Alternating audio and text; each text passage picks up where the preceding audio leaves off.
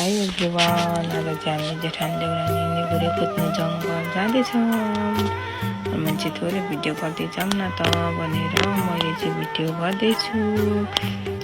बाटो पनि देखाउँदैछु। हामी चाहिँ त्यो बाटोबाट जानुपर्छ जङ्गलमा। अनि निगुरे पनि टिप्नु थालिसक्यो।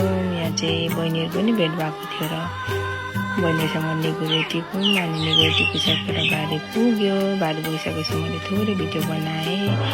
भिडियो बनाइसकेपछि फेरि पनि मैले निगुरे देखाएँ झोलामा भएको। मैले दिदीलाई देखाएँ भिडियोमा। थोरै दिदी चाहिँ लजाउनुहुन्छ त्यही भएर। अनि हामीले फोटो पनि कस्तो राम्रो आएको थियो अनि खिचेँ। अनि खिचिसकेपछि फेरि पनि मैले चाहिँ भिडियो बनाएँ निगुरोको। अनि दिदीले बनाउनु तपाईँको पनि देखाउनु न भनेर।